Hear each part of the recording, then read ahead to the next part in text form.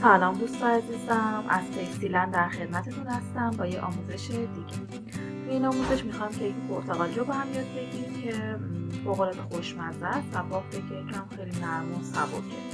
خب برای درست کردن این کیک ما 3 پیمانه آرد احتیاج داریم، 3 عدد تخم مرغ، 1 پیمانه شکر، 2 قاشق غذاخوری رنده پوست پرتقال که من 3 تا پرتقال کوچیکو که رنده کردم پوستشونو شد همین 2 قاشق غذاخوری. و حتما باید دقت کنید قسمت نارنجی پوست پرتقال رو رنده کنید از قسمت سفید که وقت قاطی نشه که تلخ میشه.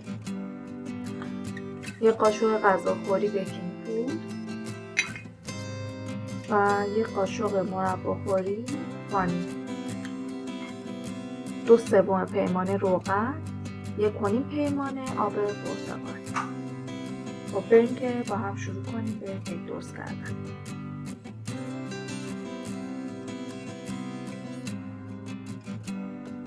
دوستان عزیزم، اول قبل از هر چیزی فرتون روشن کنید روی درجه 180 درجه سانتیگراد که فرت از قبل گرم بشه و وقتی که ما قالب کیکمون داخل فرت میذاریم فرت گرم شده باشه.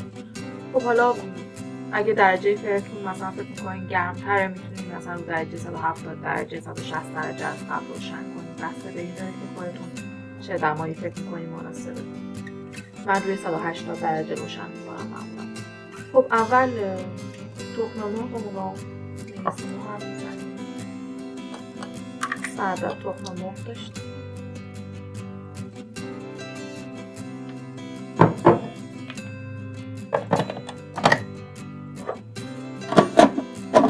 یه مقدار میذاریم تخم مرغ مخلوط بشن با هم و بعد شکر اضافه میکنیم.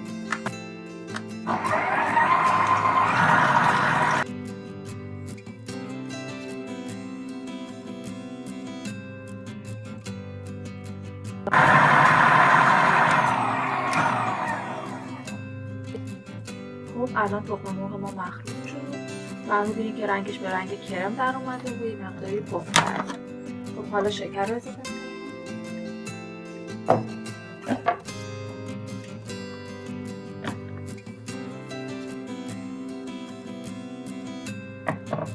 یک پیمانه شکر داشتیم.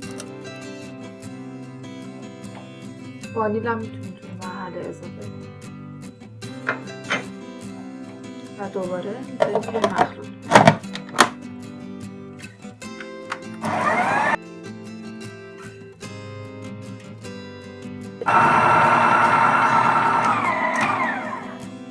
خب دوستان عزیزم، 1 دقیقه من اول تخم مرغ رو مخلوط کردم، بعد بهشون شکر و وانیل رو اضافه کردم. مدت 2 دقیقه با شکر و وانیل گذاشتم که هم بخورن. حالا روغن رو اضافه میکنم. 2/3 پیمانه روغن داشتیم،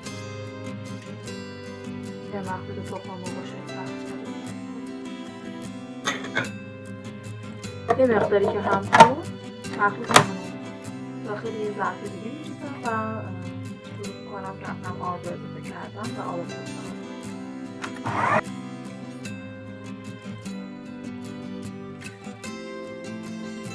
خب برای روغن خیلی نیاز نیست که طولانی مدت بذارید، مخلوط بشن کافیه. خب من اینو داخل یه ظرف دیگه میریزم و میام برای ادامه کار.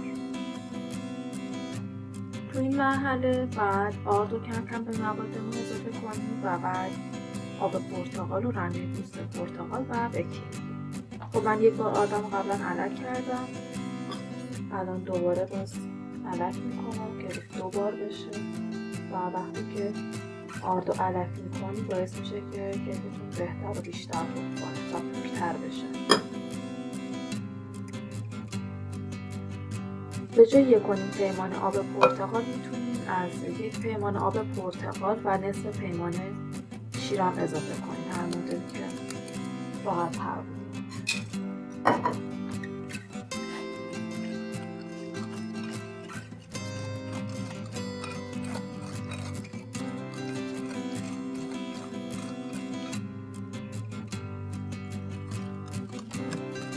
با هر چی که راحت تری میتونید آرد رو مخلوط کنید، با کارزرد یا با همزن، با قاشق، با هرچی که برای خودتون راحت تر.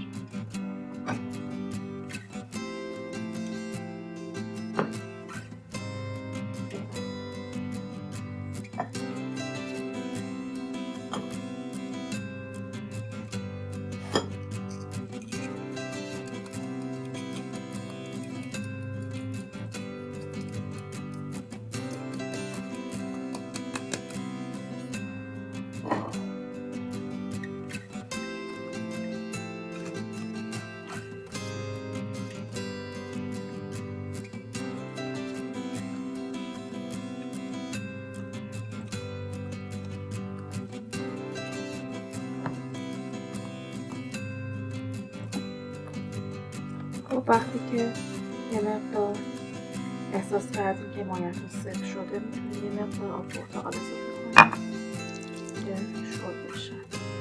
باید کم کم موادمون اضافه کنید. یک دفعه آرد اضافه نکنید، یک دفعه آب پرتقال اضافه نکنید. کم کم اینها باید با هم مخلوط بشه.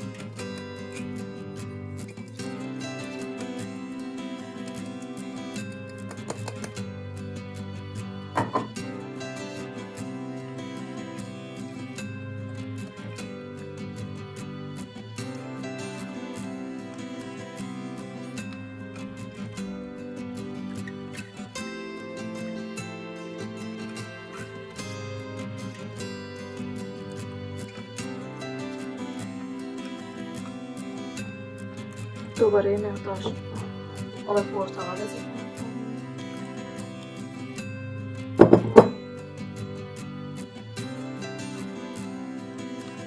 همین کیک رو با شیر تنها میتونید درست کنید، یعنی میتونید فقط رنده پوست پرتقال بزنید و به جای 1 پیمانه آب پرتقال 1 پیمانه شیر بریزید. 1 پیمانه شیر کافیه، ولی برای آب پرتقال چون که آب پرتقال یه مقدار خودش غلیظ‌تره به نسبت شیر، برای همین بعد 1 پیمانه تخلیه کنید.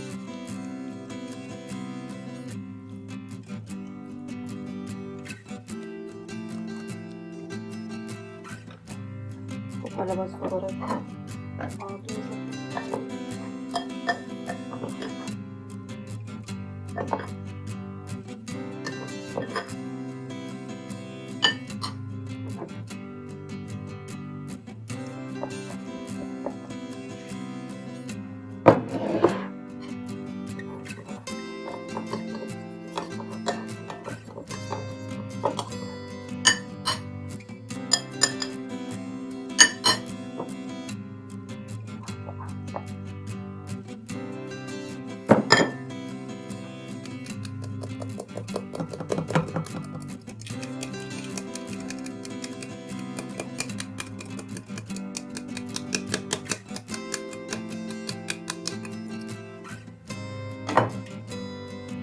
خب تمام آردمون رو علک کردیم.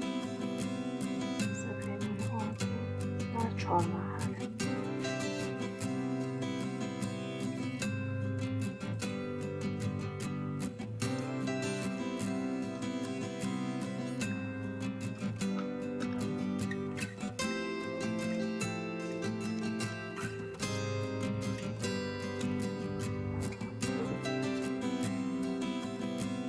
بقیه آب پرتقال هم اضافه می‌کنیم.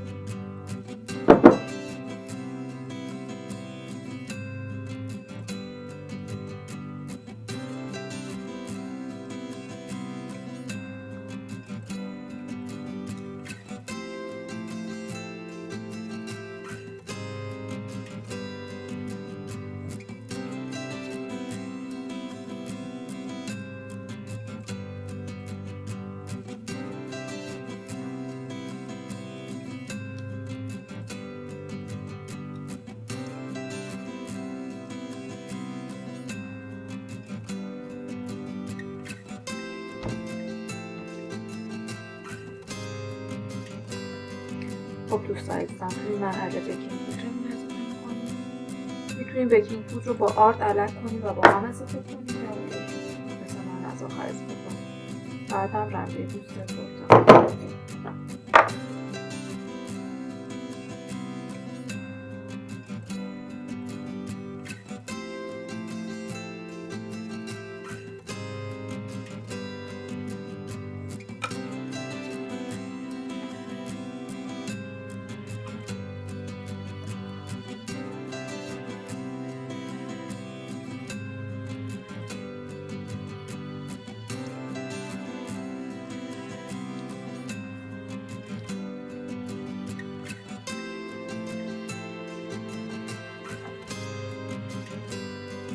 خب غلظت کیک کنیم، غلظت مایعی که به این صورت در اومده و مثل ماست سفته، نه خیلی شروع نه خیلی سفته، به این صورت.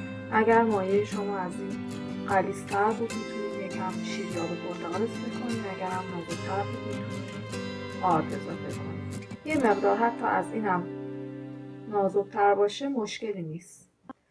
خب من مایع کیکم رو داخل قالبم که از قبل چرب کردم میریزم و به شما نشون میدم.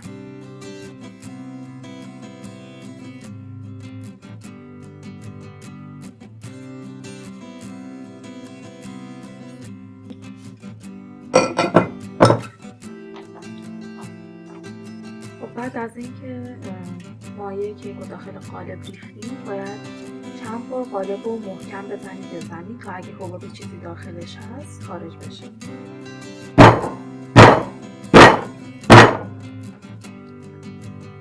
حالا مایع کیک که داخل قالب ریختیم میذاریم توی فر به مدت 30 الی 40 دقیقه روی درجه 160 درجه حرارت پایین فر، یا میتونید حتی حرارت بالا و پایین رو اگه همزمان میتونید روشن کنید، میتونید حرارت بالا و پایین رو با هم روشن کنید، ولی بعد کیکتون رو چک کنید که وقت زودتر آماده نشده باشه. هر زمان هم که کیکتون آماده شد یه دونه چنگال یا یه حلال دندون رو داخلش فرو ببرید. اگه آوردین بیرون و هیچی از مایع کیک به حلال دندون نچسبیده بود کیک شما آماده است.